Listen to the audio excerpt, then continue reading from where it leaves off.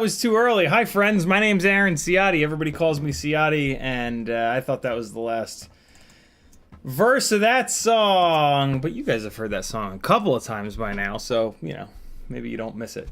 Welcome to Friday Faffing About. I'm gonna show you how I prep my antennas to make them last a little bit longer, because they're expensive and they get broken a lot if you let them hang out, so that you get good video.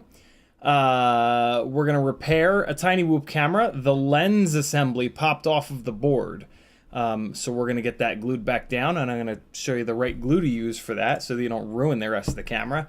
We're gonna swap a frame in the Jungle Gym basher here to get this thing back on its little Tiny Whoop feet, and we're gonna start an ESC swap on this big awkward looking thing.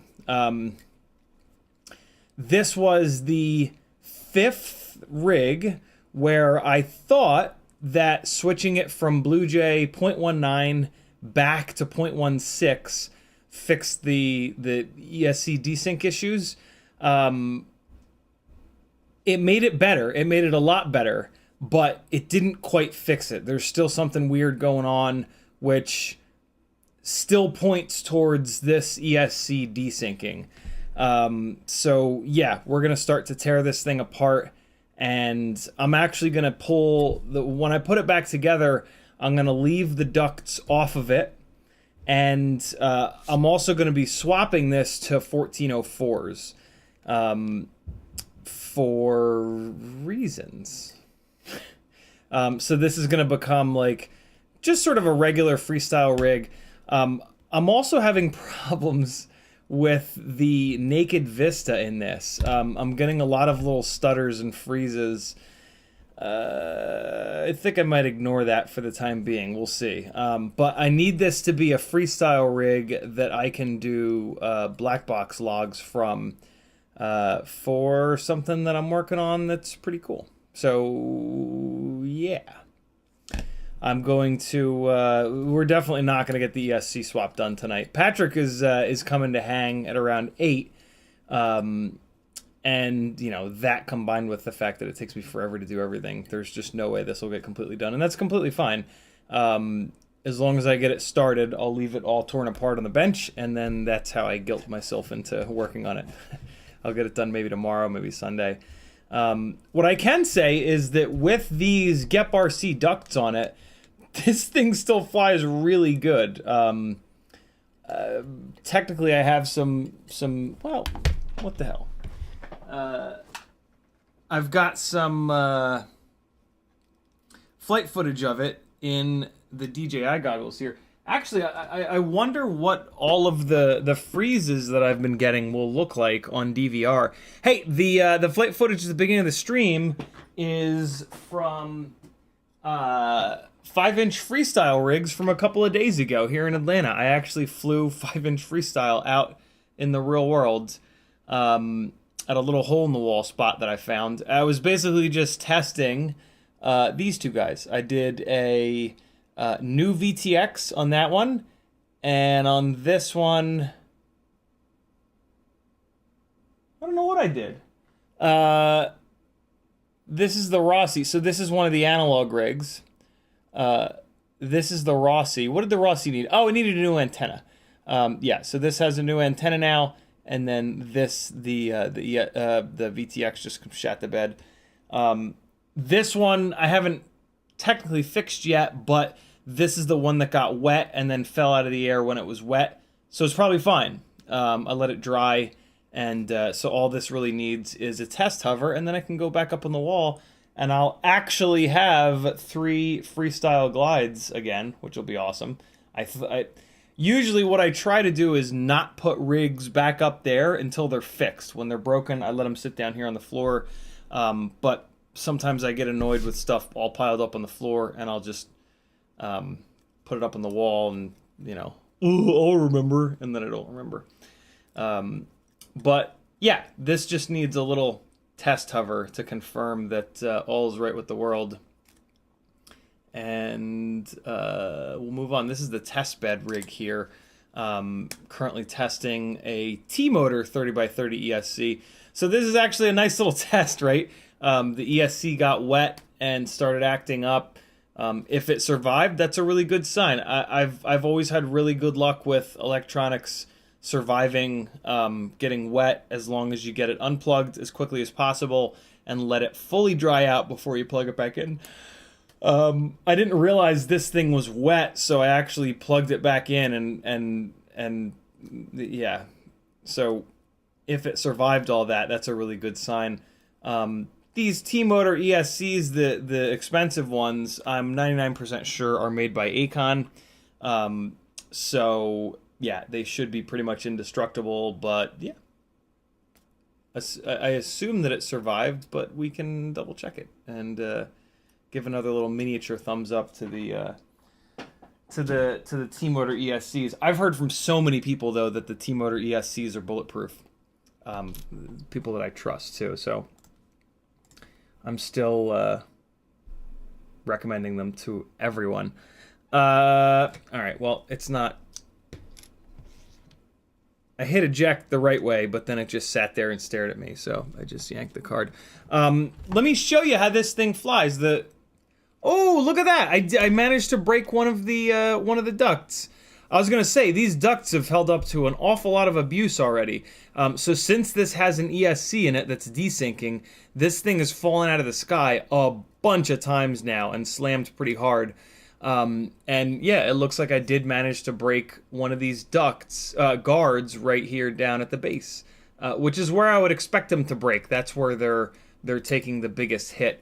That makes a lot of sense. This Motor 3 propeller was all bent out of shape from a crash from about 20 feet down to the asphalt, actually.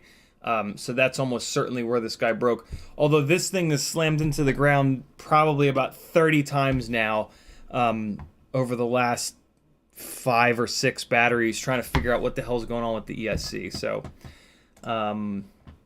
yeah, kind of is what it is, sort of to be expected. Let me show you guys what's up with this thing now. It definitely flies slower than it would without the prop guards on it, but it's really not that bad. I'm really pretty impressed by it. Although it would appear that there's nothing on this memory card. So I guess it didn't record, which is strange because it's supposed to auto record. What the hell?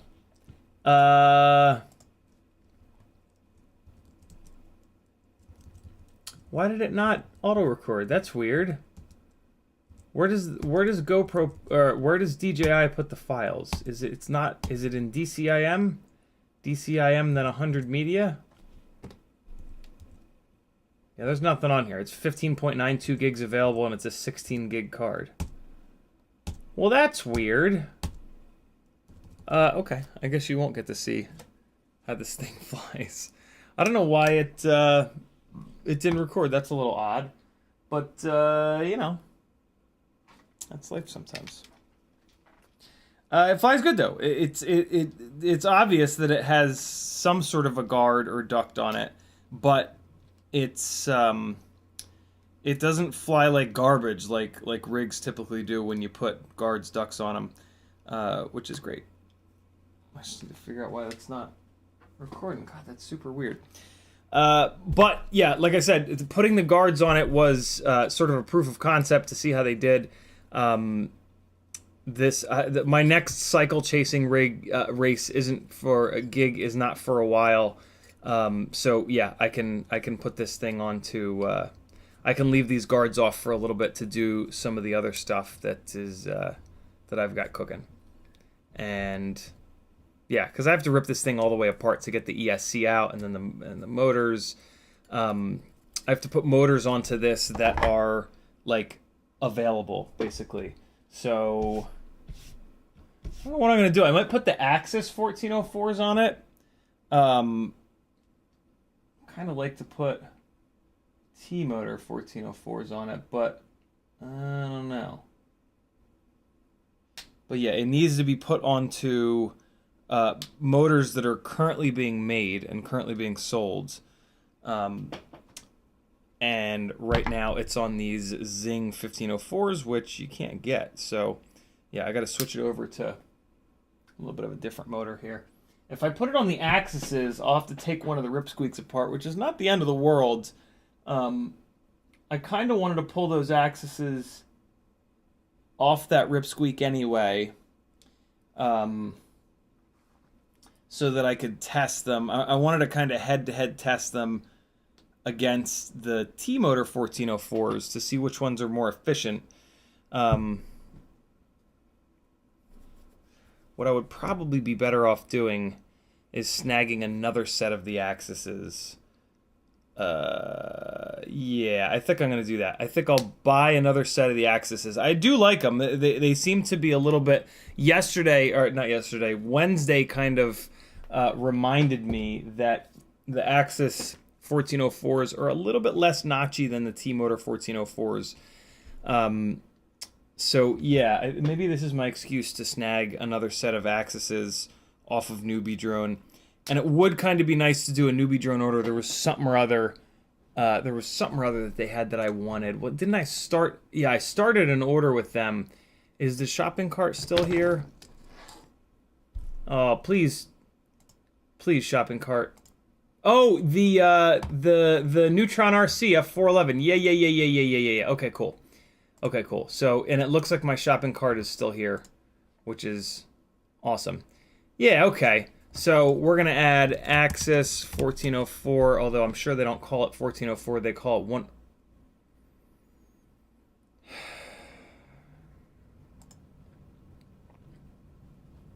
God damn it, Larry. Well, there goes that idea. Okay. What other 1404s do they have? Mamba Toka, but that's not high enough kV. 4,000 kV is not enough. Holy Bro 3,800 kV, that's too low. Newbie Drone 3,000 kV, way too low. Emax Eco 6,000 kV is super interesting, but they're incredibly fragile. Newbie Drone Flow 3,000, too low of a kV. This is a no longer manufactured motor. 3,000 kV anyway, it's too low. And then the Brother Hobby, are all of them sold out, or all 3 KVs sold out? God, man, come on now. Okay, so there are no 1404s on here that are in stock and I'm interested in. Welcome to FPV in 2023.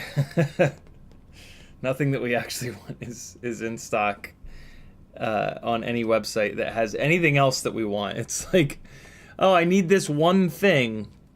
Oh, it's only in stock on one website, and they're out of stock of every other like, you won't need just one thing. You'll need like 4 things, but you'll have to get each one of them from an individual website. It's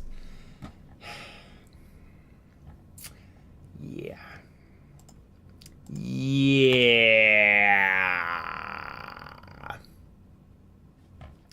So that's what we're doing tonight. In the chat, Ramdonko is first. Punk of Floofin was next. Daniel 1964.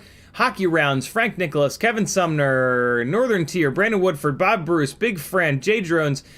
Athix. Douglas Otwell. Raven 187. Flush FPV. Danzilla. Terrible CMYK. Just in Time. Brandon's Baked Beans. AJSR 71.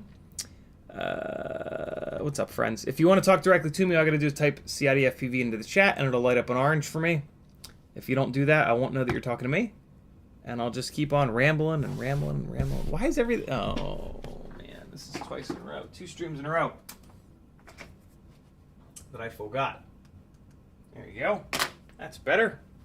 Man, that lights that wall up like crazy, doesn't it? So, yeah. That's what we got planned for tonight. Let's see what's up in chat. Kevin Sumner tagged me and said, "Are you doing Castle Crash September 1 through 4? Maybe. Hold on. I mean, I can tell you, if I have a gig, there's no way that I'm really doing it. But oh God, September is way far away. September 1 through 4. I don't have a gig yet, but yeah. So maybe a definite maybe. That's what I can give you. Kevin Sumner says, also, did you get your IGOW week 1 submissions in? No, I'm not doing IGOW. I'm going to follow along with IGOW on the Whoop Wednesdays, as long as you guys remind me. If you guys remind me every Wednesday and just say like, hey, any tips for this week's IGOW thing, I'll do it live and talk you guys through. So we did that 2 days ago. Somebody in chat said, hey, Orbits, got any advice? So I kind of walked you guys through some tips and tricks for Orbits, where to place the object in order to keep the horizon flat and some other stuff.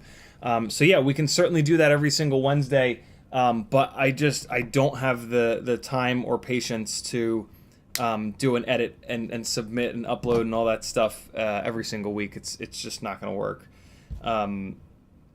Unfortunately, I tried 2 years ago. I tried and I only made it like 2 weeks before I started missing. And yeah, so it's fine. CMYK says, what's Pippin Gangly Gang? CiottiFPV. Just in Time says, for Walksnail and Analog, what VTX power level is max to fly together? The best answer I can give to that is as low as possible. Although, it's more important that everybody is on the same power level. Like, if everybody is... So, for example, if everybody has their power maxed out, the quads are going to be flying around just screaming their heads off. And when you go farther away and somebody's closer, it's going to be a little bit challenging. If everybody's powers are turned down really low, the same kind of thing is going to happen. What you don't want is for one person to be cranked up and somebody else to be not cranked up, because then even when they're far away, they're going to be stomping all over you. So everybody being on the same power is the most important thing if you're all on a flight line together. Rotor Riot Rampage is a little bit different because there are flight lines all over the site. So for them, it's really important that everybody drops their power down, because you don't want your shit to bleed over onto a completely different flight line. That's pretty rare, though. Usually there aren't multiple flight lines, right? Like if you show up to a place with more than one person to fly, you're all going to be standing right next to each other. So, yeah, just make sure everybody's on the same channel, same power, and then you want as much separation on the channels as possible. So if there's only 2 pilots, you're going to put one pilot as low as possible and another pilot on as high as possible on the channels to get the maximum separation. And then if there's a third person, you put them right in between. If there's a fourth person, you do it like this. You try to break it out like that, right? So the gaps between all of the people are as even as possible. And then the one big thing that nobody really talks about is that you need to stand apart from one another. Digital systems other than HD0 transmit and receive. And so if you're standing right next to someone, both of your transmissions are going to be shitting all over each other. And it really does make a difference. So yeah, physically stand like minimum 10 feet apart, and that's going to help out as well. So those are the easy tips. There's other stuff that you can do, like some people run right-hand circular polarized, some people run left-hand circular polarized, but that's kind of annoying because you got to change your quad and your goggles, and you got to buy extra antennas, and those are kind of expensive. But yeah, there you go. Oh wait, no, the question was for Walksnail and analog. Oh. Well, analog, so we ran into this in Micro Mayhem. Basically, when Walksnail was on, regardless of the power level, analog just had to shut down. It was just nasty. So what, in that scenario, what you would be best off doing is dumping the Walksnail power as low as it'll go, maybe like 25 milliwatts. Realistically, then you want to put the analog power up as high as it'll go, and see how it is. You're going to have to test that out, though. And then you want analog to be all the way up on race 8, and then you want Walksnail to be as low on a channel as it'll go. And then you do want to stand apart from each other as well, because same kind of deal. The Walksnail goggles are going to be transmitting, and if analog is standing right next to it, it's just going to make the situation worse. So, yeah, there's the actual answer to your question.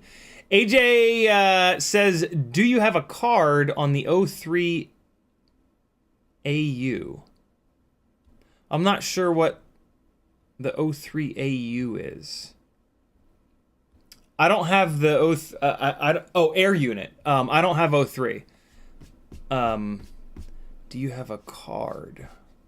A card on it? A card in it, maybe? Yeah, I don't have 03. It's way too expensive for me. So yeah. YouTube just did the thing. Trying to find my place here. Where was I? Michael Blade says, happy Friday fun day, everyone. Michael Blade also says, yep, remembers 3 years ago we had so many choices in stock. Yeah, man. Brutal. Athix says, Castle Crash will have dirt bikes. Oh my god, that's super cool. That's super cool. I've been dying to chase dirt bikes. Kavan Keebs didn't tag me, but I just happened to see it. Kavan, if you want me to see your question, just type CiottiFPV like some of the folks did up above here. When you type CiottiFPV into the chat, for me it lights up an orange, and I read those comments. Usually when someone doesn't type CiottiFPV, I don't read the comments. But I just happened to see your question pop up, which says, how do you feel about Quicksilver? It doesn't, I don't need it. Like, I don't have any interest in it. I don't need it. Betaflight is so much better than everything else that's out there that it's kind of silly to not run it. I've heard some people talk about that Quicksilver's angle mode is better than Betaflight. I don't fly angle mode, though, so I can't speak to that. But, yeah, in acro, Betaflight is the obvious choice. It's just better, period. Like, there's no questioning it. It has been proven over and over and over again by pilots, by black box ninjas. It's just the best flight software that there is. It's had the most development. It's had the most pilots on it. It has the most devs working on it. So, yeah, unless there's some kind of magic to angle mode that connects better with you with Quicksilver, I would stay with Betaflight. One of the other big things about Betaflight that nobody talks about is it's got more people, there's just more information on it. So if something is not perfect with it, or if you just want to learn more about it, you actually can. All of these other flight firmware is like trying to find any actual data-driven, factual, like tested information on it is almost impossible because there's only a couple people flying it in some cases. Obviously not a couple people, but in the grand scheme of things compared to the other ones. Yeah, so my recommendation is always to stay with Betaflight and just work on your piloting skills. There is no flight firmware that's going to make you any better of a pilot. There are flight firmwares that perform differently, but none of them are going to make you any better than you already are. Your best bet is to kind of like leave stuff alone, fly the normal stuff, look at other people and see what their formula is, and then just focus on your flying. Gear, the flight firmware, all that other shit that's not your fingers on the sticks has like 1% to do with how good your flight footage is and just how good you are. It's all about putting the time in, doing the drills. If you have the budget, working with people that are doing flight instruction like myself and some others, in order to kind of get better. And yeah, a good pilot on any flight firmware is going to make amazing footage. So just keep that in mind. Believe it or not, friends, this is my full-time job. If you'd like to support me on this crazy journey, head on over to CiottiFPV.com and just randomly start clicking buttons, and they'll all help me out. Patreon helps me out the most here. The first link is just going to drive to YouTube. But yeah, Patreon helps me out the most. It's the closest thing that I have to a paycheck. For as little as $3 a month, which is only 10 cents a day, you can join. You're going to get a ton of benefits. I just put another Tech Talk article up today with a whole bunch of Walksnail weights. If you're looking to dive into Walksnail, that could potentially be super helpful for you. There's a ton of other tech articles that I've got up there. There's 2 different Facebook groups. There's a YouTube secret playlist you're going to get access to, and there's full access to the Discord channel. You get all those things for 10 cents a day. If you have a couple extra dollars a month, you can get in on monthly giveaways that I do on the first Monday of every month by joining the $5, $10, or $20 a month tiers. The $5 a month tier will enter you to win toothpick and tiny whoop parts. The $10 a month tier will enter you to win 3-inch microbrushless and cinewhoop parts. The $20 a month tier will enter you to win 5-inch parts. There's also a $30 a month tier, $1 a day, and it'll enter you into all 3 of those. So you could potentially win 3 giveaways a month every month if you're the luckiest person on earth. There's also an Etsy store where you can get some really fun stickers and hardware, and I took a whole bunch of pictures of some of the new stickers and some other stuff. What's up, dude? I'm streaming. Oh, shit. Well, eat on the way, or are we going to eat? I haven't eaten, so we'll figure it out when you get here if that's cool. All right, player. Peace. Awesome. Why am I doing this? I'm giving a peace sign to chat as if Patrick can see me through a voice call. Strange. Yeah, I've taken some pictures of the new stickers. I'm going to get them up on, and I have a tab open here. I'll prove it to you. I have a tab opened here. That's not the one. That's not the one either. That's the one. With Etsy in it. So the newer stickers will be going up on Etsy really soon.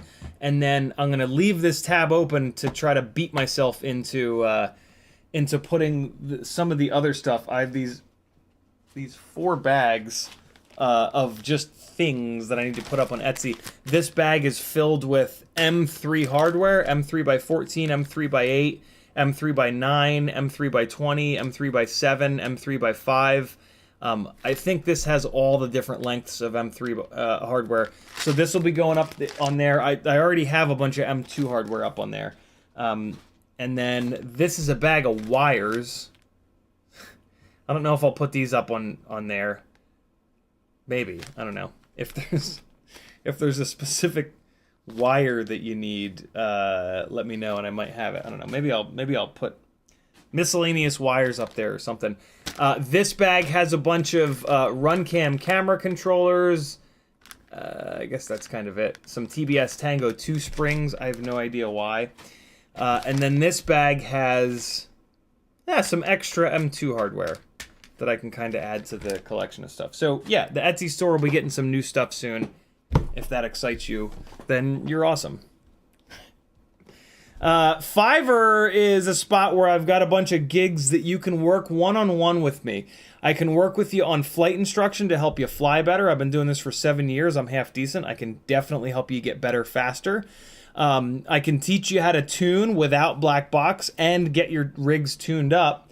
And then we can work on build planning as well. Or you can just come with a bunch of questions and just fire questions at me and we can talk through it one-on-one. The build planning is actually something that I find to be super valuable. How much time and money have you wasted on ESCs that catch fire, flight controllers that have shit gyros, any number of other things that are garbage? I've done that. I've wasted thousands and thousands of dollars on gear that sucks. Let me impart that knowledge on you. And also, we talk about like what you want to do with the rig, where you're going to fly it, all kinds of different stuff, so that I can suggest to you parts that are going to work best for your specific usage. Maybe you just want to do long range. Maybe you just want to do bando bashing. I have a whole bunch of different questions that I ask you to kind of dial in on that, so that I'm not just telling you the parts that don't catch on fire, but we're going a step further and we're getting you into the correct motor size and brand for your specific use. The right propellers, the right battery, the right frame, all these things that are going to specifically do what you want to do really, really like well. Doing that yourself takes many years and literally thousands of dollars, because you have to test a lot of different frames, a lot of different motors, a lot of different props, a lot of different this, that, and the other to figure out what works best for you. Again, I've done that. So I have a really good feel for how to custom build a rig with the parts that are going to work best for your specific application. And yeah, that has a lot of value because, like I said, you're going to spend literally thousands of dollars doing that. So yeah, let my pain and blood and experience help you out and save you some money and time. I've got a little Teespring store here with some fun t-shirts and other random things. If you want to do a super chat to directly support me, but you don't want YouTube and Google to take 30%, you can use PayPal here. Grant R says, do you accept Venmo? I mean, I have a Venmo, but I don't think I have it up here. I use PayPal most of the time. But technically speaking, yes, I do have a Venmo. And then look, I've got all these affiliate links. If you're ordering anything online, someone has an affiliate link. If not me, then somebody else. And as content creators, we kind of rely on affiliate links as one of our main sources of income. So next time you're doing an order online, think of your content creating friends, buddies, whatever that you watch, and see if maybe somebody has an affiliate link to that website, and they're going to get a small percentage of your entire order. I have affiliate links over at We Bleed FPV, Newbie Drone FPV Cycle, Amazon, Get FPV, Oh My God, HD0, Flywoo, Emacs, Banggood, Camera Butter, and AliExpress. So if you hit an affiliate link every time you're about to order, or if you just replace your bookmarks with your favorite content creators' affiliate links, they'll be very appreciative. Once you complete your order, it does wipe the affiliate link out. So you got to do it every time before you order, which is why it's usually easier just to replace your bookmarks. If you're like me and when you want to go to Amazon, you just type AMA, what you can do is off on the right of most browsers, they'll have a little X to remove that suggestion. So remove all of your regular suggestions to Amazon, Get FPV, Oh My God, and then hit someone's affiliate links a couple times in a row, and then your browser will start recommending the affiliate link, and then you can just type AMA and it'll drive to someone's affiliate link. This is my Amazon affiliate link, which drives to the Nut Grabber. So yeah, there's that. And that is how you support people here on YouTube. Rock Crawler says, hey, CiottiFPV and Gangla Gang. Frontline Fatal says, what's up, dude? Love the streams, man. Love the content. Keep it up. Thank you, dude. Thank you for the kind words. CMYK says, Peter Sovis could just be overpropped or underpowered motor KV and props. Looking for Petter's comment. Peter says, have a strange problem when prop washing my whoop rolls / yaws. Any advice? Also, great stream. Normal punch outs are okay. Also on the bench, motor control seems normal.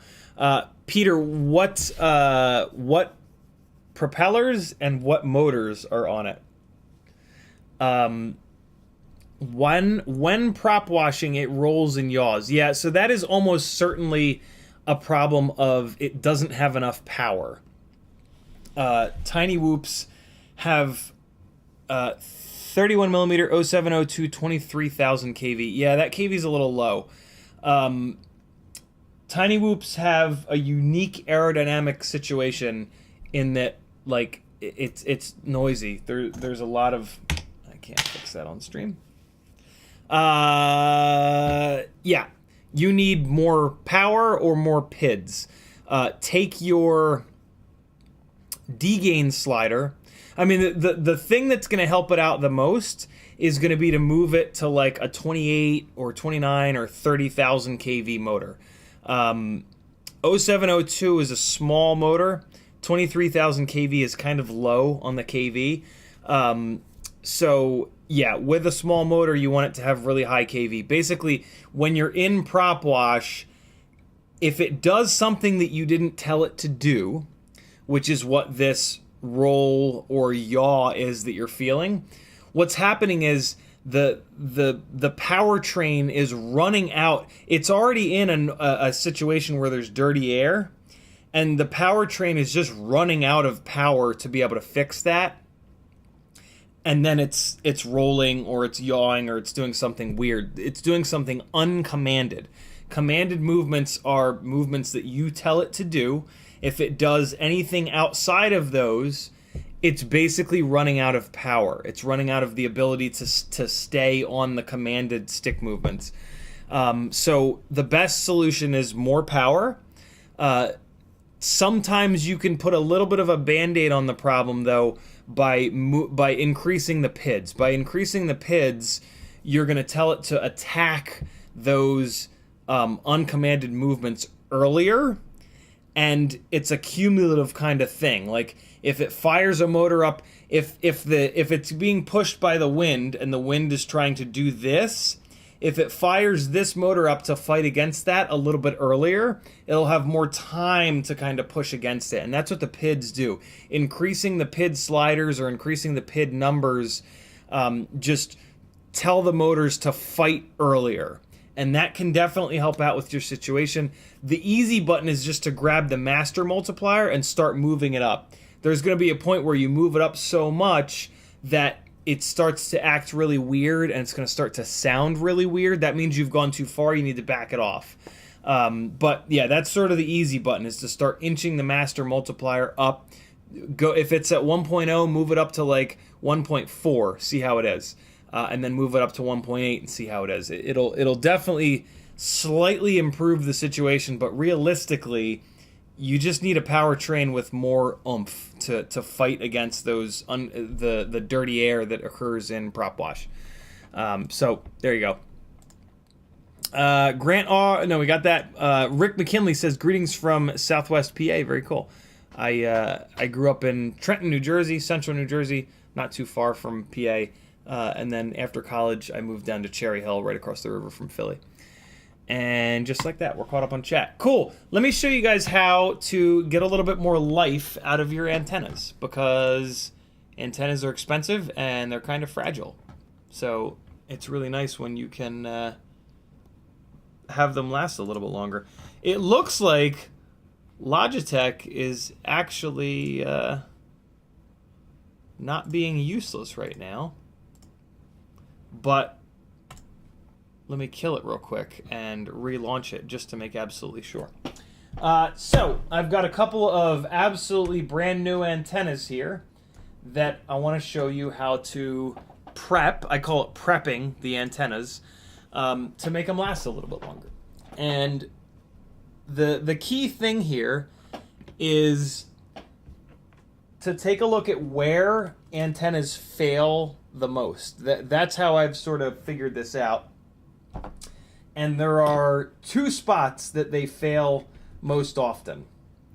Well, that's not a good one because I've already prepped it. The one spot, let me show you with this little spudger here. The one spot that antennas fail a lot, come on buddy, give me some focus action, there we go. The first spot that you shitbird. Let me get this pointed down a little bit more so there's nothing for it to focus on other than this antenna. There we go. So yeah, this is the one spot here. This gold connector is just crimped. You can see the little crimps here to the actual UFL wire that they use. It's not UFL wire, but yeah, it's just got these little crimps here. So you can just super quickly and super easily throw a little piece of shrimp wrap on here. It's made from shrimps, that's why it's called shrimp wrap. Yeah, you can put a little piece of shrimp wrap on here, and that will really do a good job at making this little connection here a lot stronger. The only problem is the shrimp wrap that's going to fit over the UFL, over the head of the UFL here, it doesn't quite grip against this hard enough. So I'm going to show you a really nice and simple way to kind of fix that problem. The other spot that antennas break a lot is up here on the head where the cap is. There's always going to be a two-piece plastic, actually there's a third place that we're going to talk about too. But yeah, the second most common failure is up here. On these true RC antennas, this top part here is the cap, and you can see there's a little seam running around here, and then the bottom piece is another big piece of plastic. Some antennas, it's not like that. Some antennas, the seam is down here, and the entire top part of the antenna is one big piece. So the first thing you want to do is, for your given antenna, figure out where the hell the seam is. And in this case, on these three antennas that we're going to prep, yeah, the seams are all up on top here. And you can just see it. Like, you can see it and you can kind of feel it. The head of the antenna will be smooth, but then wherever the seam is, you'll be able to feel there's a little bit of a rough edge. Usually you can just straight up see it, though. I think most antennas have the seam up on the top here, but yeah, you'll be able to figure that out. Up until very recently, I was using shrimp wrap up there as well, but I've actually kind of changed my mind on that, and I'm now using E6000 or welder, and so I'm going to show you how to do that in a little bit here. The third place that does tend to fail on antennas is right in here. It's the joint between the wire and the cap. It can just like crease and fold over. True RC has been shipping their antennas with a little piece of shrimp wrap here in between that connection in order to help out with that. And I've done the same thing a bunch of times and it works really well. So that's kind of the easy button, but you might not even need to do that. I've seen a bunch of antennas come with some shrink wrap here. Although actually I prefer to use welders or E6000 here as well. And I'm going to show you how to do that on a couple of these antennas here. To be really honest, your best bet would be to do a bead of welder E6000 here and then put shrimp wrap on top of that. But I'm just going to do welder because I'm lazy. Also, True RC now ships their antennas with these little locking pieces, which work pretty well. I kind of don't like them though. Like a lot of the boards, a lot of times this piece kind of gets in the way and it tries to touch other components on the board. So I actually take these things off nowadays. But, you know, you can use them if you'd like. Just be careful. Just make sure that this thing doesn't butt up against anything on your VTX, because that could go really wrong really fast. So yeah, you're going to see me taking a couple of these things off just because, yeah, I don't like them. So yeah, that's like the main thing that I wanted to cover today. Peter Sovis with a 100 CZK super chat. Thank you, homie. He says, it seems to be better with higher PIDs. Master multiplier already at 1.7. I mean, if you're already at 1.7, ramp it up to 2.0 and see if it continues to get better. Although, to be honest, 1.7 is already pretty aggressive. You've probably already gotten about as much as you can get out of the PIDs. But, I mean, most of my tiny whoops, I can move that master multiplier all the way up to 2.0, so you might as well give that a shot. Douglas Otwell says, I have 2 Mobula 6 AIOs, neither of which I can bind to any longer. Any tips? Free Lojo with a 420 super tight. He's going to be a grandpa. Congrats, dude. That's rad. Douglas. So the Mobula 6s are SPI. So I think what you're running into there is a version problem. You need to match up the version of Betaflight that you put on the Mobula 6 with the version of Express LRS that you have on your receiver or your receiver module or your transmitter.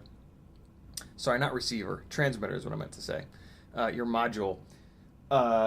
Or if you have a controller, a transmitter that has it built in, yeah, the version there. So that's what you're more than likely dealing with. Search for that. Type that question into Google, and it'll probably find some YouTube videos and or posts diving deeper into it. I'm not a binding master. I'm not an ELRS master either.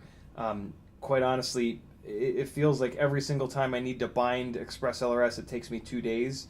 I don't know. I just don't pay enough attention to all the nitty gritty details of ELRS to be able to stay current with it.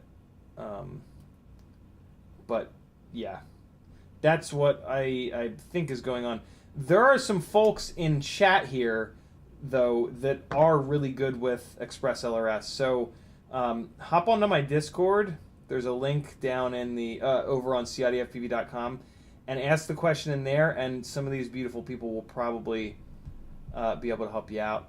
Or I know Express LRS has a Facebook group. Hey, I still don't have Facebook access, friends. I'm still waiting for Facebook to get back to me. So if you're trying to message me over there, yeah, I apologize, but I've been hacked. These little things are hard to get off, and they're in the process of getting them off. I've actually ripped the UFL off one of these. So if you're gonna remove these, be really careful, be really gentle, and take it slow, which I'm going to do right now. So yeah, just understand that the connection between the UFL and this wire is kind of fragile. It's just a little crimp connection. So yeah, just be super careful here when you're getting these things off, and try your best not to stab yourself with the sharp-tipped tweezers that you're inevitably going to be working with. When you're doing this, though, try to grab with your fingers. Try to grab the UFL itself. Don't be holding on to the wire, pulling on this thing. That's how you screw it up. I don't really have a good method of doing this other than to just, there you go, be careful. And we've got it. If anybody wants a bunch of these, once you get them off, they're really hard to get back on, but I do have a couple if somebody wants them. All right, cool. So now we got that guy off. Now what I'm going to do is put a little piece of shrimp wrap here. And again, what I want to show you is how to get a thicker shrink wrap to kind of slim down. So like the appropriate sized shrink wrap for this wire is basically like this, but there's no way in hell this will go over the head of the UFL. So at that point you go to a bigger shrimp wrap, but then it doesn't clamp down enough on the wire. So what I've found is this size shrink wrap, which is just barely too small to go over the head of the UFL. Like I could probably push really hard and get that to go over there, but then it would be really, really difficult. What nobody realizes is that you can stretch out shrink wrap a little bit. So take your shrink wrap that's just a little bit too small to go over here, Figure out how much you want, cut it down a little bit. I'm going to be doing this 3 times, so I'm going to chop this. I'm going to chop a bunch of this off here. So 1, and that's about how much I use. There's my finger for scale. Because you want to just cover up a little bit of the UFL and then a little bit of the cable. You don't want to go nuts. 2, and I'll just cut this one right in half. There we go. So now I got 3 little pieces there. And what you're going to do is get some fine-tipped tweezers here. These are these guys, right? It needs to be fine tips because you need to be able to get it into here. Like my regular needle nose pliers here that I use, the tips are too big. It's yeah, I guess I could get it on there. But what you want to be able to do is get the tips of them all the way through. You want to be able to get it all the way through so that you can stretch it out all at once. Come on, Logitech, you can do this. And then you're just going to apply a little bit of pressure. All right, and you're just going to stretch it out. And then you want to rotate it in there because the parts that are on the jaws are not going to get stretched. So that's kind of important. Just rotate it a little bit and then just put another little bit of pressure here. If you put too much pressure, it'll rip and you start over. And now this shrink wrap is stretched out so that it will fit over the head, hopefully, of the UFL. I didn't quite do it enough. You can also like rotate it on the head of the pliers. Let me see if I can just kind of force this on here. It's big enough on one side, but it's not quite big enough on the other side because I was in a hurry and I didn't rotate it around. Yeah, no, it's not going to go. So, yeah, you want to rotate it. So now I'm going to put it the other way in the little pliers there and just put, again, a little bit of pressure. I'm actually doing it one-handed right now. And now, in theory, it'll be big enough to fit over. Let's see. Yeah, there we go. So now it's big enough to fit over. You're going to make sure that you clear the little head of the UFL, otherwise you won't be able to plug it in. And just push it up against it as far as you can. Remember that it is going to shrink up in this dimension too, a little bit. And then just hit it with a lighter, and away you go. You will have protected the little head of your UFL. And that's what it looks like. I could have gotten that up a little bit farther, but that's okay. It's way stronger than it was a minute ago. And you can see the whole point of using shrimp wrap that's too small is that it actually shrinks up against this thin little wire here, right? Like that's kind of the point. You want it to grab onto the wire itself. And that's why we use shrink that's a little bit too small. That's too small to fit over the head of this guy. If you don't do that, I mean, it's going to make it a little bit better, but it's not going to be quite as good as doing it the right way. So now let's do this little guy. And I'm going to put this on the big bench cam here, just so I can do this a little bit quicker. So put it on there, stretch it, rotate it, stretch it again, flip it over, stretch it, rotate it, stretch it, and you're ready to go. Put it up over there. All right, all set. Butt it up against as close to the little round part as possible. And get it hot. You can use a heat gun for this. I find a lighter to be more fun and quicker. And then we've got one more, and I just need to remove the little guard again on this one. Sometimes I could just pull them right off. Yeah, this ain't one of those though. So I guess my method at this point is to grab the whole UFO here, and then I'm just like shimmying these tweezers in. You know, they get thicker, so it'll naturally kind of like bulge up and pick up the two little legs here. And then that helps, but then it usually still won't quite come off because it's got the sides of it here are kind of clamped on. So then I take the tweezers, the sharp edges, and just run them along these side bits. And now this is when you can really F this thing up. So this is really where you want to be careful. You know, these True RC Singularity antennas are $20 each. So it's like, that's a lot of money for me. So it really hurts when I fuck this up. I've only messed it up once though, and it was with the Tiny Whoop small antenna. So if you're careful, it's not that treacherous, but just, there it goes. And it just popped right off. And yeah, we're all set. All right. I mangled that one pretty good, so I'm actually going to throw it away. All right, so here's our last little piece of shrimp. Put it in, stretch it, rotate it, stretch it again, flip it over, stretch it, rotate it, stretch it.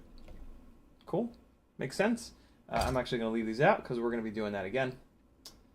And put it over,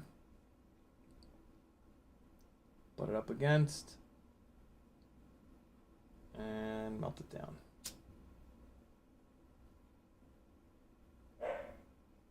There we go. Sometimes what I'll do too is just kind of like pinch it to the wire here. If you get it a little bit too hot, it'll stop shrinking and it'll start kind of expanding a little bit. So if you do that, you can just kind of put some pressure on it like that to push it back up against this wire. Regardless, you know, even if you screw it up, it's really going to help that connection because it is really, really fragile there. All right, so now we're going to talk about the top, the head of the antenna. Ideally, proper antenna placement is going to have the antenna up above the battery when you're looking at the rig from the side here, right? So the battery sits, this is a really fat, tall battery, which is why it's the bench battery and I don't use it. But the battery is going to sit up like that. And then you want to, I mean, the batteries that I actually run are only really about this tall. So ideally what you want is for this antenna to be up above this level of the battery.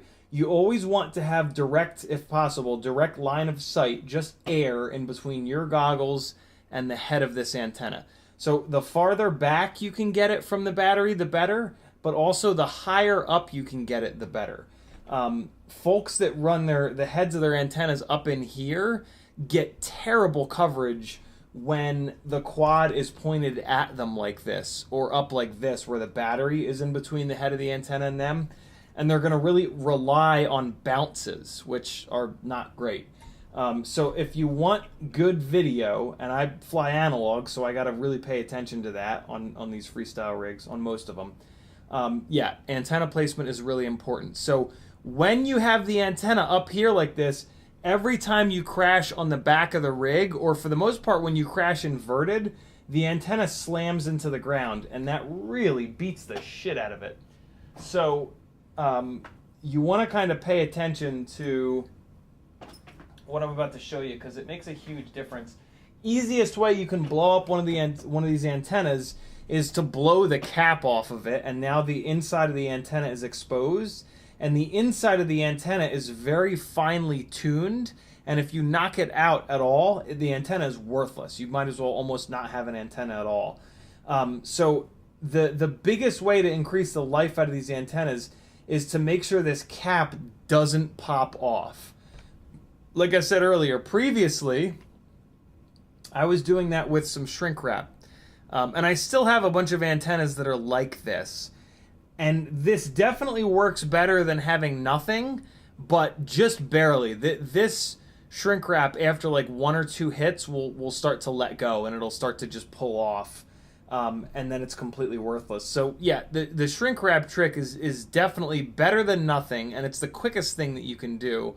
But there's a much better way. I'm gonna actually remove the shrink wrap from this one and do it the much more annoying but much more effective way, which is to use E6000 or welder. You know what I'm going to try to actually do?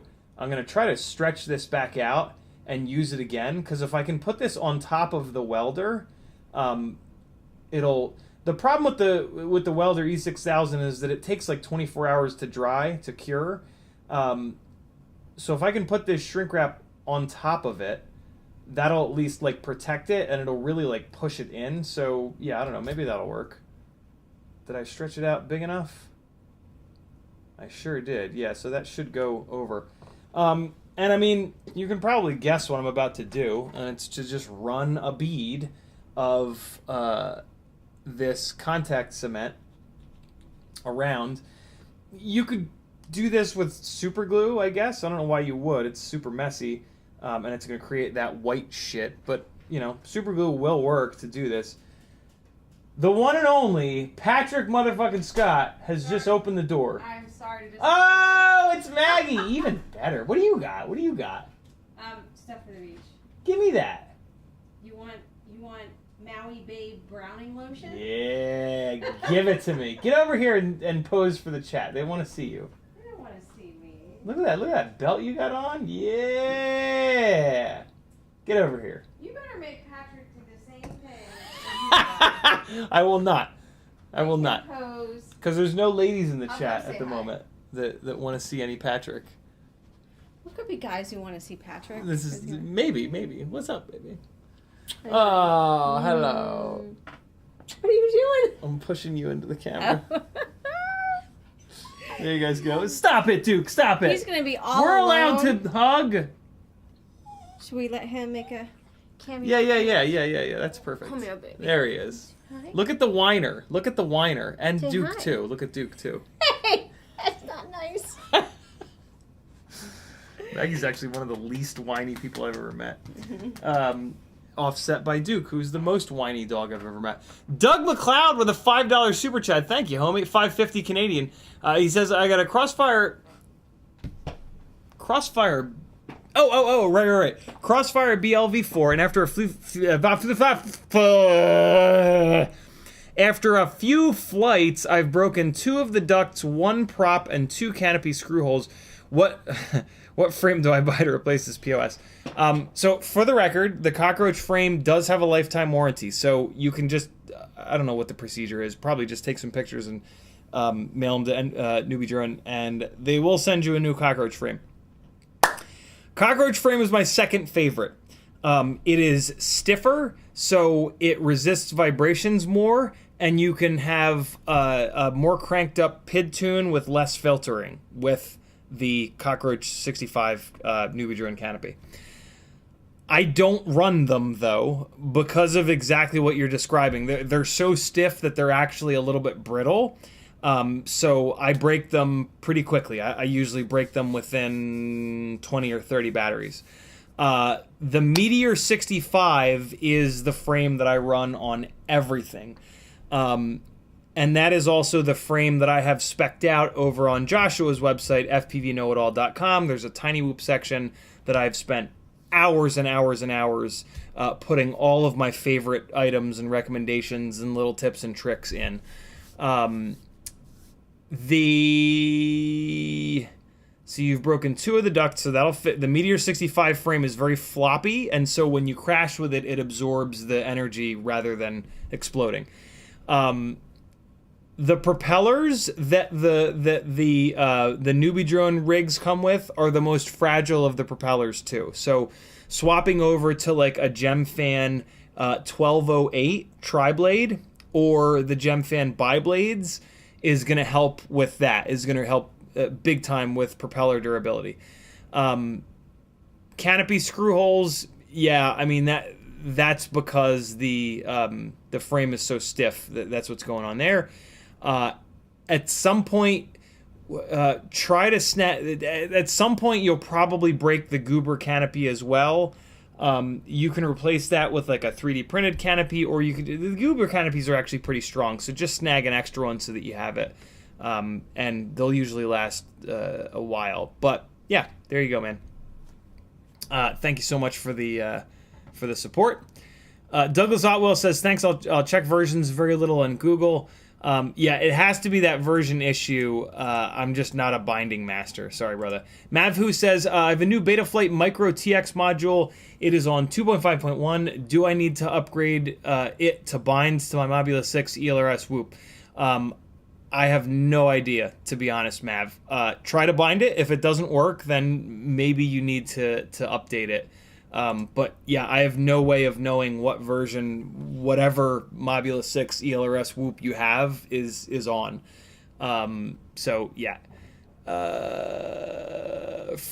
Kevin Sumner says, I also usually take those UFL clips off my True RC antennas. I'm deathly afraid of it shorting on stuff. Yeah. They're just a little too big. They're a little too big, and you have to put it on with that clip extended and then snap it on. And sometimes I can't even get in there to do that. So yeah, I just take them off.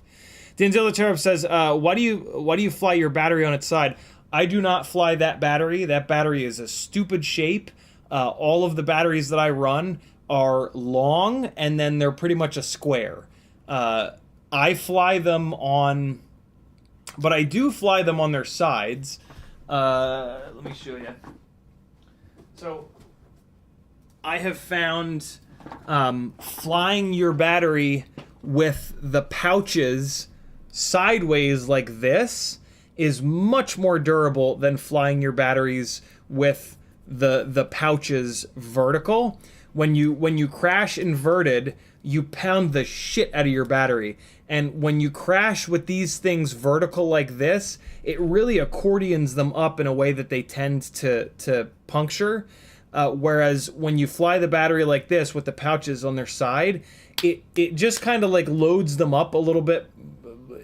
They just don't puncture as often. Batteries are going to last much longer if you fly them like this.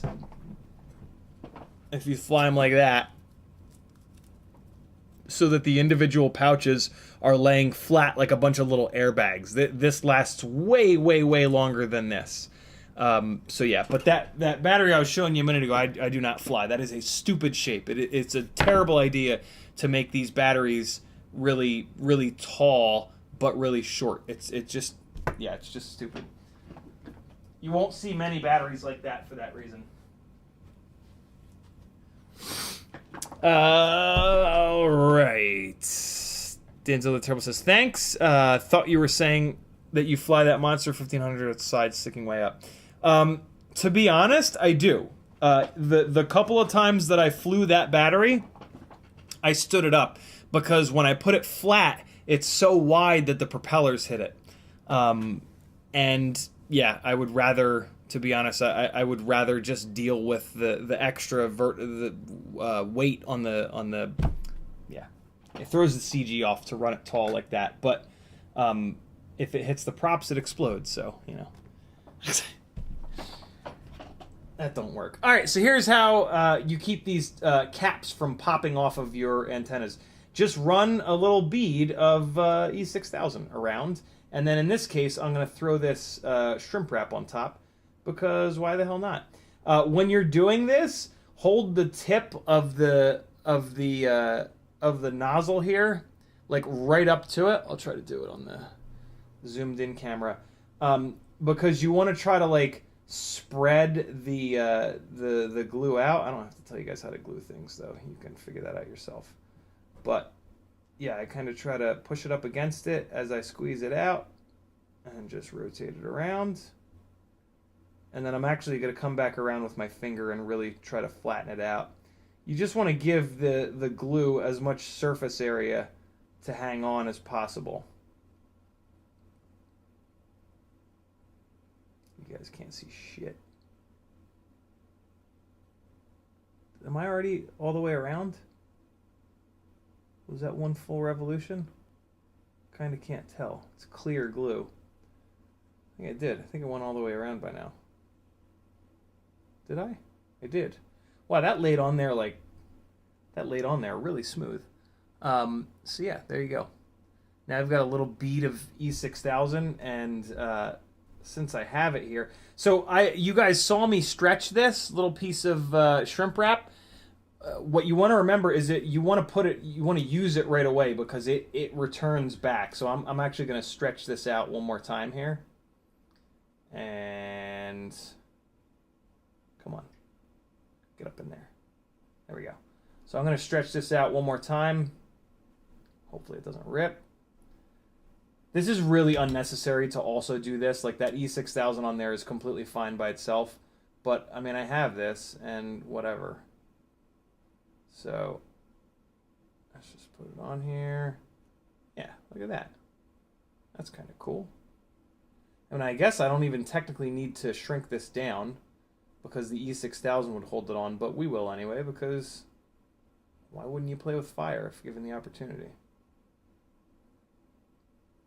So yeah, this antenna is now like ultra. When you're doing this, when you're heating the head of the antenna up, be careful.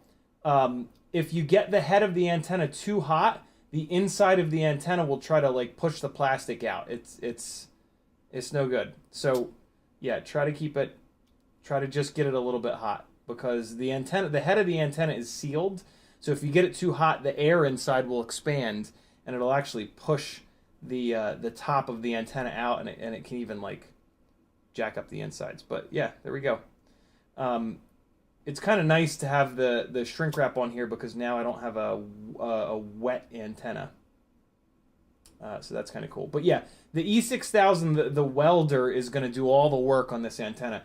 So the last thing that I'm going to do, because this antenna has not had it done from the factory, is I'm going to just do a little bead of it here at the base between the wire and the head, because it definitely, if it hits just right, it'll crease right here and it'll just ruin it. So let's just come in here, and again, you can also just do this with shrimp wrap, no problem. Yeah, just come right around in here. It's nice that the UFL wire is so small because it makes rotating it really easy. And there you go.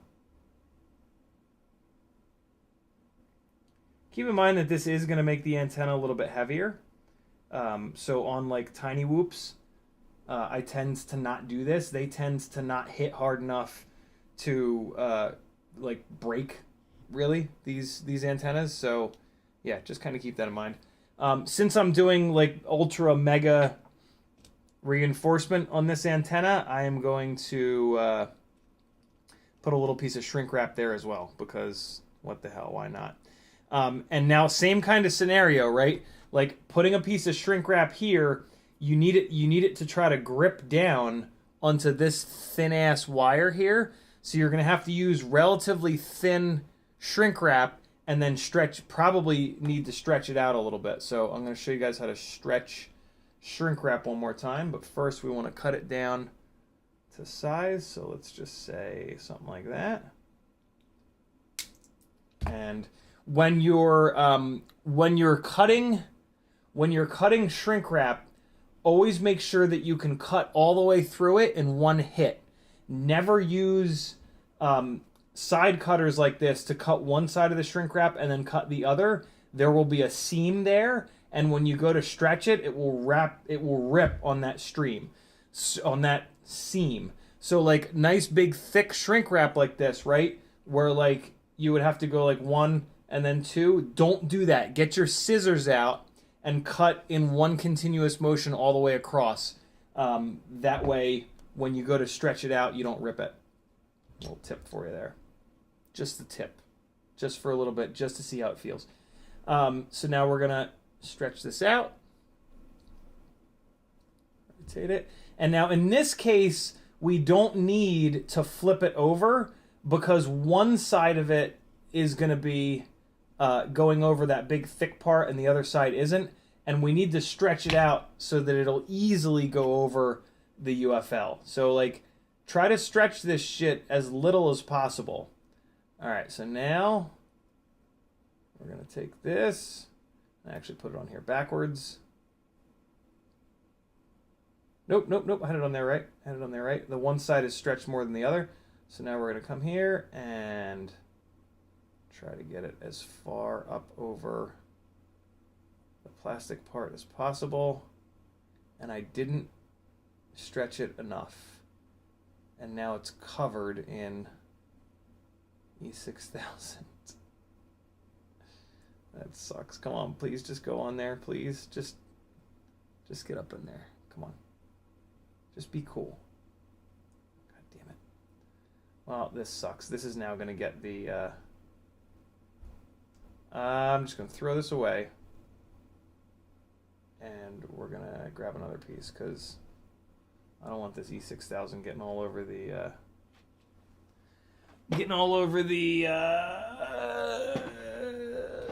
needle nose pliers. So let's try that again. Cut a little piece, one hit, and we're going to stretch it a little bit more. On one of these, I'll probably stretch it too hard and it'll break. After you've done this a bunch, you'll kind of get a feel for how much pressure you can put on this. You also kind of see it stretch, so just pay attention when you're doing it. That should be enough. Yeah, that's much bigger than last time. That's what she said. And this is the big side. And again, just do this as quick as possible, because it is, like right now, it is getting smaller and smaller and smaller. There we go. Here's one side. Here's the other side. Come on, get on there. Get on there. Go, go, go. Get on there. Come on. Get up in there. See, now there's like E6000 all over the goddamn place from the failed attempt, so that's making it a lot harder. This is a little bit harder to do. It's because you're going from such a small piece of wire to like the base of the antenna, which tends to be a little bit bigger. This is a little bit difficult, but just be patient and you'll get it. And then same deal, just be careful with the heat. Don't put too much heat on this. If you get once you've stretched the shrink wrap out, if you get it too hot, it'll actually split. So just be careful. So now we've got a super, super, super protected antenna. We've got the little piece of shrink here. We've got E6000 and shrink up on top and at the joint between the wire. And now this antenna, I shit you not, will last like at least twice as long. Like those little, like 5 minutes of work that you do on these antennas nets a huge, huge, huge benefit. I've already got it on here. This guy we're just going to run the bead on. I mean, I guess I don't really need to show you guys this more than once. It's pretty kind of straightforward, but since I'm doing it, I might as well do at least one more. And just try to apply like as little as possible just to keep the weight down. And it really doesn't take much. Like, it's having a big bead of it. I guess, I don't know, having a big bead of it like would technically act like a little airbag when it smacks against the ground. So maybe, I don't know, maybe if you want to go really ham on these, put a nice big thick bead of the E6000. The E6000, when it dries, is like a really nice gummy kind of consistency. But yeah, so I'm gonna leave it like that. And just make sure that you get, I try to get it to like ooze up over the cap so that it grabs the top of the cap enough, if that makes sense. Hopefully it does. And now I'm kind of stuck. Like I can't put this down. I can kind of drape it over something. Putting the extra little piece over the top of the cap is kind of cool because it just sort of locks it in there. But I'm going to keep this one lightweight, I think. Just trying to find a spot to put this. Yeah, perfect. There we go. All right. Well, fuck it. I might as well do the rest. Although, you know what? These are destined for tiny whoops. So I really don't foresee them needing any extra loving. Although this one, the red one is going to be inside of a tiny whoop canopy. So that one really doesn't need any extra love. This one here might hang out. So let me just run the bead around real quick on this one. I'm going to do a light bead. And cool. There we go. All right, that was a super super kind of light application of it to keep the weight down, but it still should be plenty strong. Cool? Makes sense? Oh man, this little short wire is going to make this one. Can I put it down like that? Nah, it's going to touch the desk. Alright, I'm going to put this one in here, I think. Yeah, there we go. Just kind of balance it up on that. Okay. Alright, cool.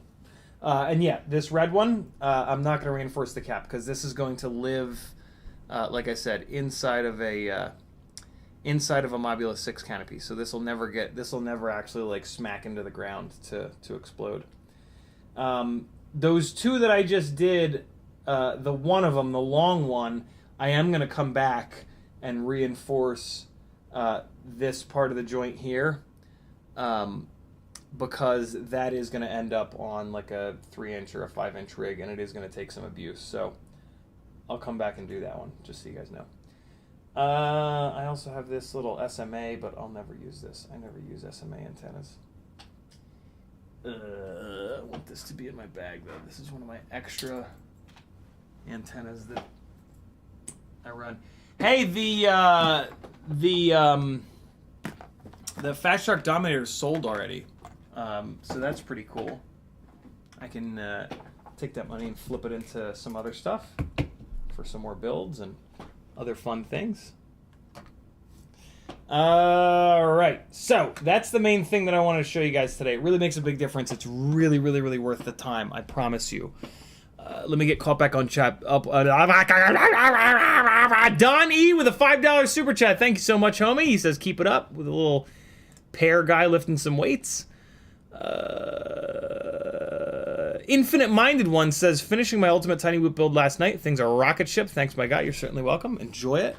That is a hell of a combination of parts that you can beat the living hell out of, and it'll just keep flying amazing. Mikhail H. just got back from flying, going to do these antenna reinforcements immediately after dinner. Thank you for the true FPV knowledge. Thank you, dude. Kind of you to say. Hope you had a good session. Mikhail also says, what shrimp wrap is best? I don't know. So there are two main types of shrimp wrap. There's a name for it, but well, actually there's 4. So it's split up.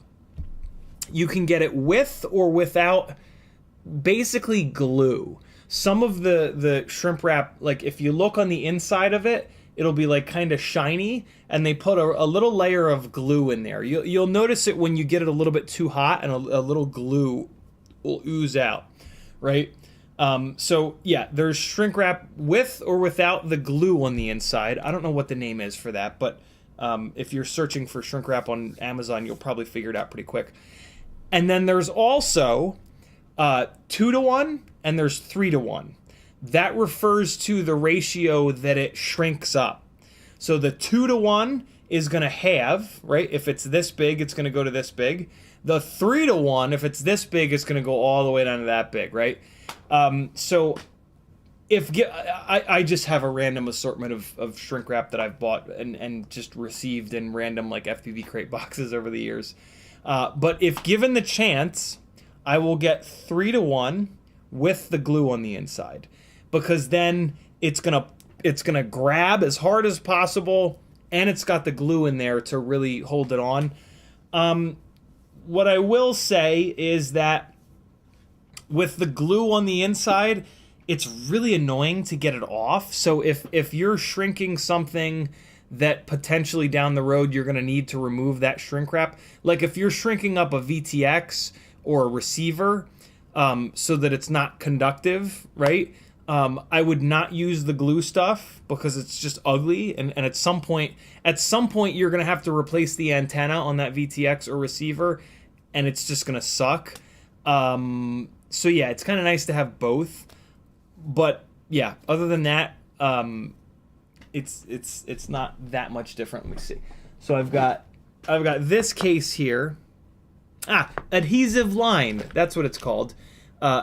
Yeah, adhesive line. So this little kit, these are all These all have the glue on the inside. I do not use these on receivers or VTXs or anything like that. I only use these on wires, other situations where if I need to remove it, I can. Oh, and look, shrink ratio 3:1. Cool. So yeah, this stuff is adhesive and 3:1 shrink ratio.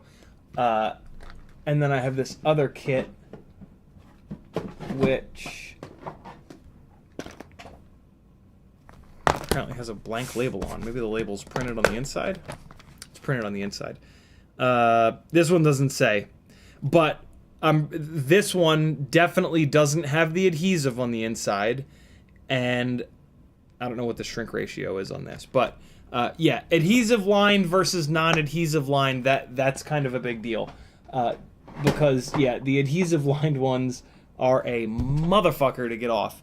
If like I used to do, to mount my old FR Sky antennas, I used to wrap a zip tie around an arm, and then I would leave the zip tie long, and then I would lay the antenna down on that, and then I put a piece of shrink wrap over it. The adhesive line stuff is brutal to get off if I needed to, if I needed to get it off.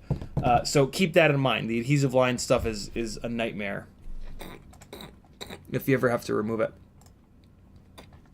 But like what I just did, you're never going to have to remove those, right? Like there's no situation where, because like if you're going to break the antenna and then it's going to be broken, right? Like it's not like other parts of the quad. So just, yeah. Matthew Karan says, does this negatively impact range? Technically, yes. Technically, anything you put on the outside of the head of the antenna will negatively impact range.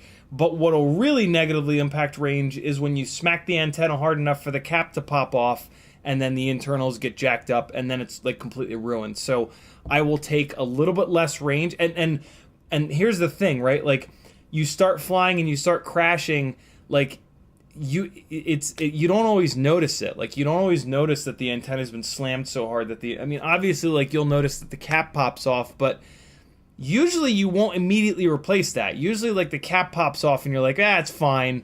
And you keep running it and the performance gets worse and worse and worse and worse and worse. So yeah, I'll take an antenna with the cap still on it with a little tiny bead of E6000 around it. Over one that just completely implodes every single time I crash. I can't explain to you. I've easily spent minimum $500 on these antennas. I go through antennas a lot. And also, you'll get way better range hanging the antenna out up in clean air, protected, versus burying it in the back of the quad to protect it. So, yeah, this is kind of the best mix of all things if you're going to be crashing. If it's a long-range rig, do everything that's not on the head of the antenna.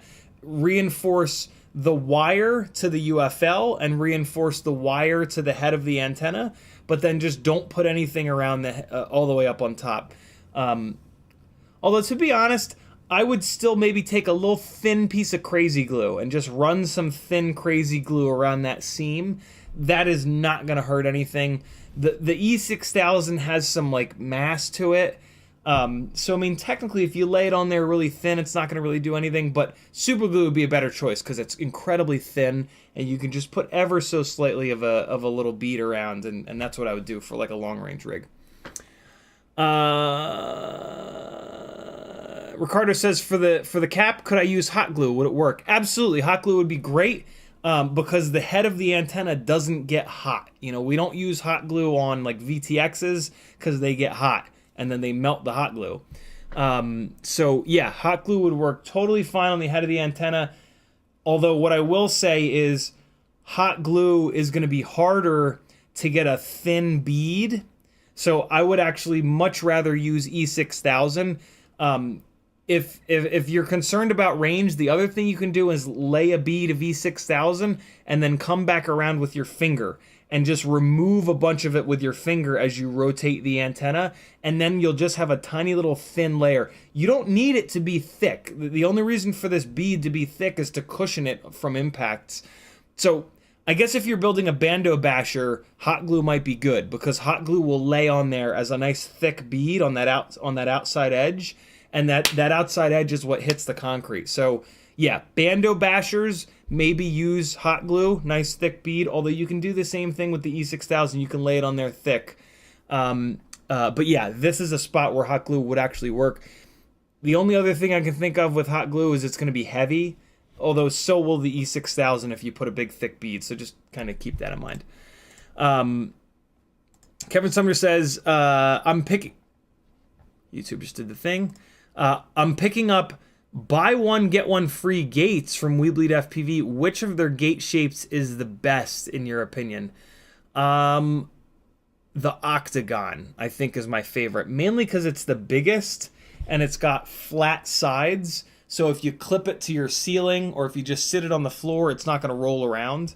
So yeah, I would do the octagons. The triangles are really cool, though. I like the triangles a lot. It's just a different shape. Yeah, I would go with octagon or maybe triangle for funsies.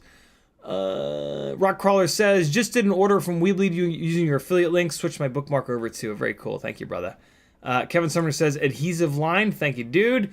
Freelojo says, the glue is a waterproof connection, too. Good call. Didn't think of that.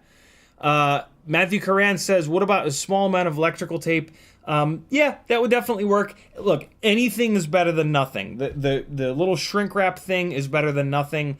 I think the electrical tape would be better than the shrink wrap thing, but the problem with the electrical tape is going to be, it's going to be wide enough that you're going to have a full wrap of electric tape around the entire head of the antenna, and that's not exactly good. Again, we want to try to put as little as possible around the head of the antenna to keep to not affect its performance. So I would skip the electrical tape, and if you want to go that route, I would just use a little bit of shrink wrap around the head of it. Although the shrink wrap is probably going to affect it.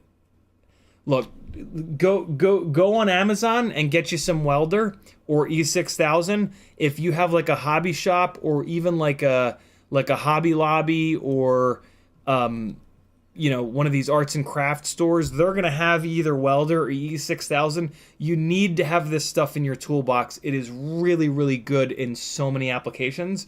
Do it with this. I've played this game with the shrink wrap. I think I've even used electrical tape.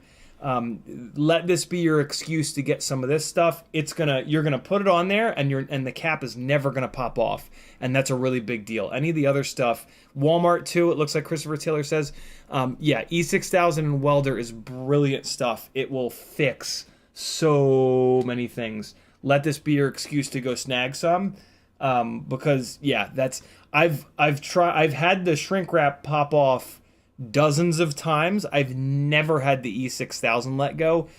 I'm usually lazy about it, and I don't want to deal with the mess of the E6000. But just deal with it. It's just so much better. I tried the adhesive shrink wrap before Rampage, and it fell off. And I was like, you know what? This is insane. Like it's not. It's like 10 more seconds of work to do E6000. And Jackalope is correct. It is pronounced shrimp wrap. Ricardo says, what can I do to extend a Whoop linear antenna's life? Shrimp wrap and what else? There he is. Oh, and he's wearing a Tesla shirt. What a dick. 455 and free on the way over here.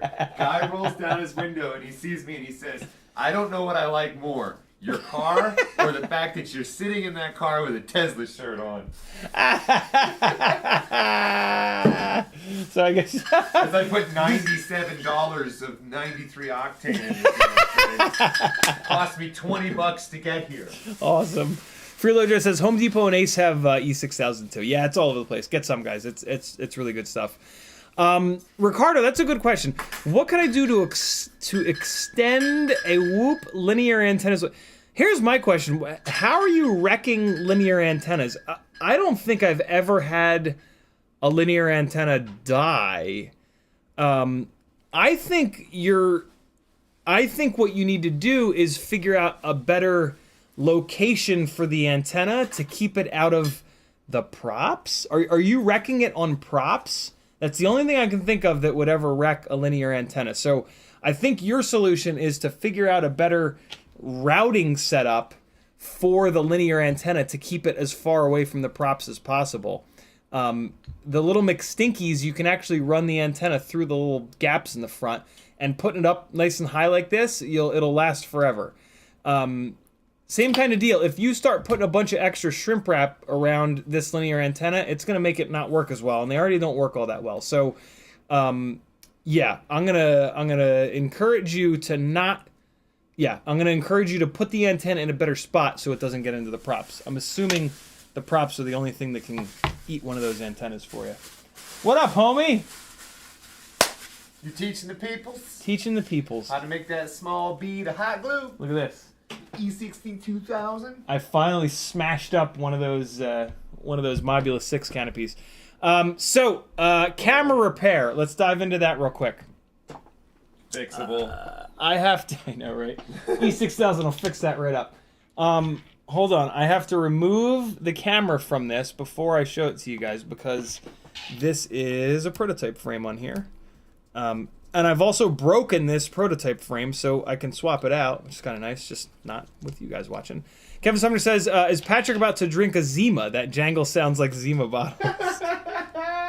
No, it's one of those places that take the 12 packs and then they make it 2 6-packs because they're cheap as shit, right? Jerks. I think it was Stella. Was it Stella that I saw? Yeah, my Anheuser-Busch product. Yes, man, I would love to drink one of those, but not happening. All right, we're all caught up on chat. Freelo just says, "Let's see the shirt." The people have requested it. I thought I was visible. Is this not a square or is this a round blanket? It's a round blanket. Because it's a pizza? No, I'm just, rocking the Tesla shirt. Because it's a burrito. It's my daily ride with the lipo in it. But I was driving my 71 Grand Prix today, and it's a beast. Put a muffler on it. Muffler didn't want to come out. I showed you a picture of that muffler. Took a torch that fucker a second. My reply was, I wasn't asking, I was telling. Yeah.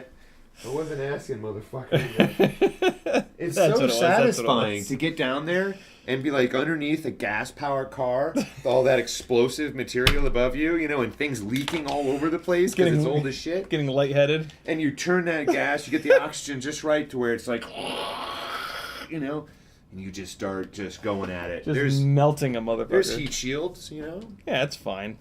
What gas tanks right there. What muffler did you put onto it? Oh man, it was a $75 special, bro. I got it from what is it? Those guys that'll replace it forever. Oh, that's what was on Christ. it. It died. It was it's very common shit. Hamilton or something like that. Why would you put something good on there? Stock exhaust. You get you a little Magnaflow or Borla or something. It's Come on fine. now. It's fine. This motherfucker. It's fine. Because then I have to do the other one, and it's fine. Fair enough. You can just put all your money into all these things. I realize you can just not stop. Although, one muffler of one kind, another. It sounds cool. It sounds great. It sounds good already. And they replaced forever, and they gave it to me. It's like, okay, well, it's been 35 years. Well, they are guaranteed for life. And then this thing was rattling, bro. I'll be sure to bring this back to you guys in 30 years when you no longer exist because electric cars don't require any maintenance. Oh, I know. Go under there and start laughing. That's what you do. All right, so we got this off of here. Let me just pop this camera, and then I'm going to come on there. Matthew Coran subscribed. Welcome to the weirdest place on earth, Matthew. Whoa, new subscriber. Thank you for the subscribble, my friend. We have to have a comment. What's he fly? I think he was asking Mobula 6 questions earlier. I could be wrong about that, though. Charger for a phone. I do. It's so dead. iPhone? Yeah. Is there any other? Give me that. Yeah, there's no. I guess there's no capacitive charging in a 70s Pontiac, huh? Bro, I had headphones on, okay? All right. Conditioning, none of that. So this camera is ruined. Maybe not ruined. It's just had a little setback. There's a good chance that when I glue this back together, it will not be in focus. So it may very well be ruined. But yeah, what happened at Rampage with this is the lens part popped off, and I'm trying my best to keep this the right way around. Okay, I think I kept that the right way around. This sensor now has like dust and shit on it, which is not great. And yeah, like I said, there's a pretty good chance that I will not be able to get this housing completely flat against the PCB, which will keep this thing from ever being in focus again because they glue over the threads on these goddamn things. But we're gonna try. It's worth a shot. This is the OV123, one of Kebab's favorite analog ultra lightweight board cameras. So I'm just pushing really hard on this to try to get this lens up against the PCB. And then I'm just going to hit it with a little bit of welder. And yeah, it might be okay. We will, once the welder dries, I'll plug it in and give it a look. And maybe it'll go in the goddamn garbage, or maybe it'll stay in the arsenal. So yeah, we got a little camera repair going here. Not all that exciting if I'm honest, but hey. Sometimes you gotta do the boring shit. So yeah, I'm just doing a pretty simple little bead of welder here. When you run a bead of welder all the way around something, my God, is it strong. It really, like, it forms this nice little, like, rubbery kind of joint that if you get all four corners of something, it's super, super, super strong. Some people ask and like to use Bondic, the stuff that cures under UV light. Bondic cures hard. Welder cures kind of gummy, almost like hot glue. So, you know, you might like think that Bondic would have a stronger connection or bond or whatever. I've actually not found that to be true. I've found Welder to be a lot stronger than Bondic. But in some cases, you want a glue that hardens hard. In which case, you use your Bondic. But the welder, when, like in this case, right, so it's like a square plastic against the PCB, with a bead all the way around, the fact that the welder it dries soft doesn't really matter. There's enough of it on there where it's completely secure. So yeah, I would not use Bondic for this repair. Ricardo says, could you show us again how you secure an antenna to a 5-inch, the TPU part? Absolutely. So this is on Thingiverse. And it's the most minimal, simple little TPU part ever. Couple of things I really like about it is that it's got a nice section of rubbery TPU here that is going to be grabbing the UFL wire to make sure that it doesn't pull out. When you crash through trees and shit, all those branches do this. And they have a tendency to grab the head of this, the head of the antenna and pull it off. That's why we beef up. Well, when we're not being lazy, like I was in this case, that's why we beef up this little spot here. Worst case scenario, though, what if you don't have something that grabs onto the UFL wire? This will pull and it'll rip that gold connector right off of the UFL wire at the VTX. So this little section here with a zip tie around it is the solution to that. And no matter how you mount your antenna, you want to make sure that the antenna wire is properly secured so that it's taking all of the abuse when this gets pulled on. You never want, with an MMCX, it'll pop the MMCX off. With an SMA, I guess an SMA is a little bit stronger, but with a UFL here, it's really important. So, yeah, you want a nice section here, which is like cradling and grabbing the UFL. If you wanted to get really insane, you could run a little bead of welders down in here. And yeah, but I just do it this way with the zip tie, and it grabs this nice and hard. Sometimes I'll do 2 zip ties. But yeah, that's the philosophy there, is you want this to handle the retention of the antenna, because it will get pulled, and if you don't have some retention here, it'll rip the UFL right off from the wire. Hello! What are you guys up to? We're going outside. I thought she came down here, but I didn't. Oh shit! All right, what else we doing today, friends? Whoop! What? What's that say? Whoop! Frame swap. Yeah. Frame swap. Cool. We will end it with that. We've got another 13-ish minutes until Black Grinder goes up. There it is.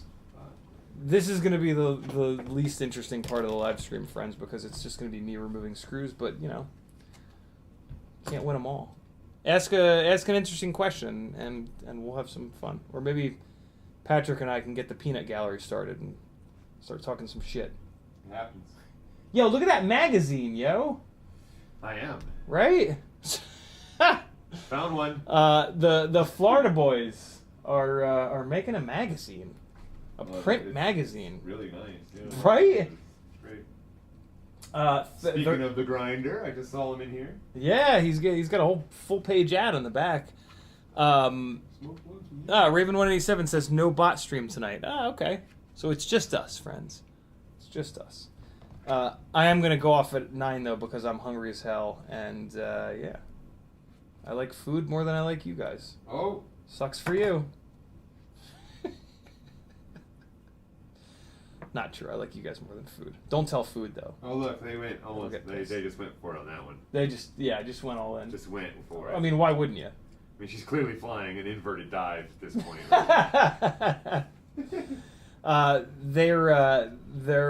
Did you ever look at Thrasher magazine, the skateboard magazine, growing up? Mm-mm.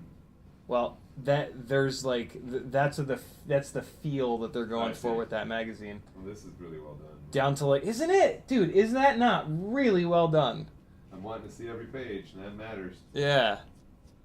And it's a bunch of heathens, and I still want to see it.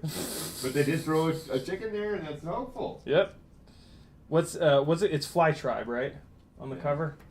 Fly Tribe, friends, look them up. Support them.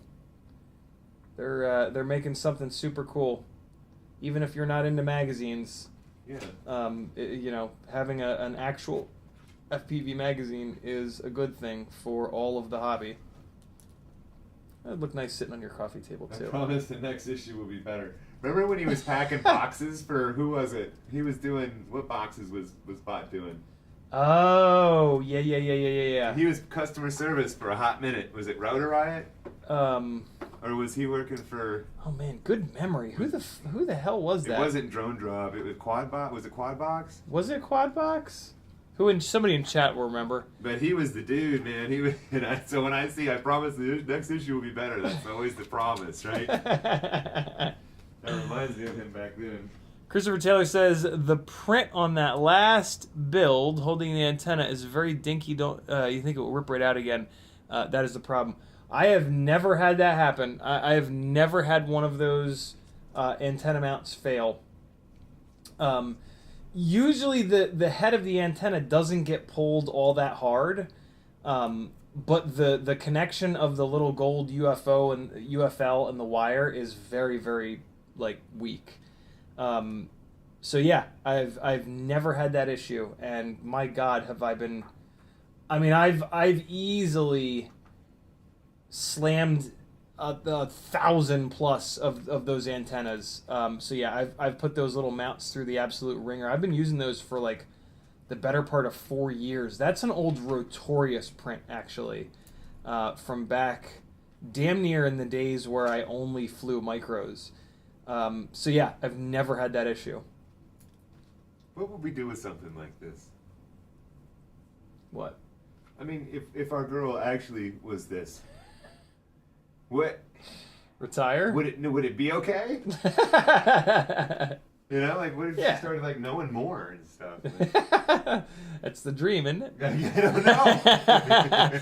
Juicy FPV says, "What's up? Hope those VTXs are coming in handy. I'm in the hospital. Oh God, wife. Oh, okay. Wife is in labor. I will probably be staying weekend here. Brought my whoops with me. Oh, nice. Dude. Congrats, brother. That's awesome. I want to hear stories on all fronts. Like get to whooping. Yeah, you're gonna be there in the uncomfortable ass chair. Yeah.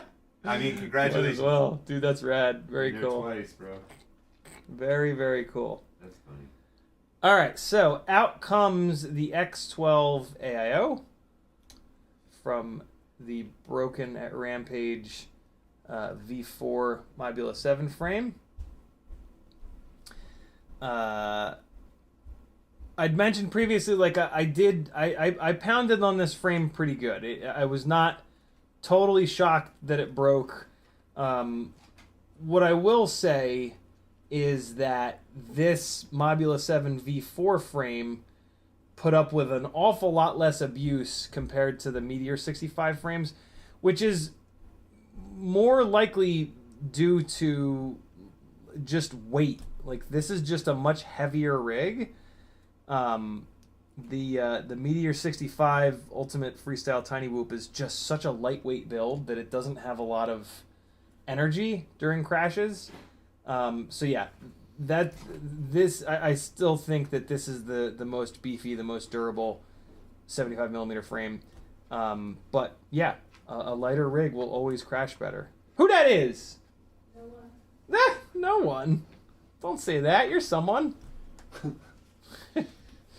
I just noticed that one of these motor wires is a little janky.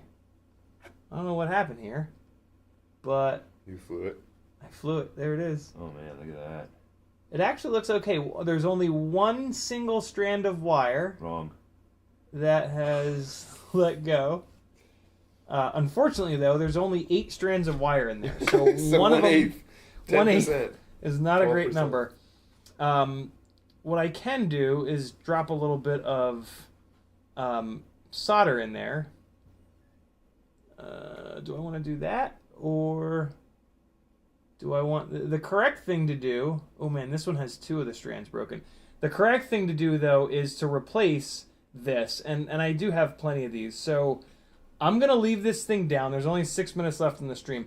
I'm gonna leave this thing torn apart, and I'm gonna actually replace that to do it right, because these are the 802 27,000s, and they're making a ton of power with these bi-blade props. This broken Tiny Whoop frame is now going to get cut out to be used with the Fractal 75 Walksnail build that I think we're going to be diving into next week. And to remind myself of that, I'm going to just snip a couple of these little supporties off here. And as long as I get one of them off, then it'll be very obvious what the deal is. And this guy I'm going to cut in this direction. Like I talked about previously, when you're doing this, just like pay attention, because some of these supports are kind of tied in together, and you don't want to cut them off if you don't need to. So It looks stupid in chop the air. that one out. Oh, the Avada. It does look like a little turd. All right, The cool. whole So battery there. thing that they do. Yeah, overcharging it to 5 volts per cell. And all the extra, and they got all this extra casing on it and shit to make it. They do. They do. To try to make it more durable, which they've kind of failed Yeah. on. All right, so this top one, I guess I'm going to cut out up here. This is different. I've not cut one of these Mob 7 V4 frames up before. Yeah, it's a little different. A little different. All right, so we got that, and then we got this, and there we go. All right, cool. So now I know that is the one for the Fractal 75. That's going to hang out there. And that, my friends, is going to be the end of our live stream. Juicy, yeah, I've got one of the yeah, so Juicy sent the 1S VTXs. Those are in a box with the other for the 1S builds. But with the goggles came one of the full size version 1 VTXs, which is right here in front of this Ripsqueak, because that's where it's going to be. I'm going to move that over to an AIO. It's a V2 Ripsqueak frame set up for the AIOs. And then at Rampage, I won the micro competition and got these Dominators. And the Dominators sold, but also was one of the new V2 Walksnails, which is super rad. So this is going to get used on a 3-inch freestyle rig. You won these? Can you believe that? Dude, you're the man. 2 weeks. 2 weeks after. Good for you. After these came. Oh, good I for win you. the same That's thing. awesome. I But never even held these. I like those because they're smoke crotch gray. All right, quick. 1 to 10. Scale 1 to 10. System as it goes, as it is. I haven't used it yet. There you go. All right, I flew Tune it. in for the next amazing piece of information from Aaron Ciotti where he tests it. I actually flew them at Rampage. I was pretty impressed. I'm excited to get those I going. like the feel of the goggle. It seems I pretty know, solid. right? Small, like fat sharky, no Non-DJI-ish. bullshit. Not a helmet. All right, friends, be good. Here comes a little bit more flying from yesterday in Atlanta with a 5-inch rig. You fly 5-inch? Can you believe that? Dogs Is outside this stock screaming foam? and yelling. That is stock foam. That's I actually not think. terrible. Not terrible. Where is it? Is it this last? Made for no, it's normal not this peeps. last. Made for real people. Here we go. All right, so here's a continuation of the flying from the beginning of the stream. Little hole in the wall spot that I found. Beats that are epic and restless. Oh yeah, we're going in. Epic and restless. All right, friends, I'll see you Sunday at 3. Be good. There they are. Later.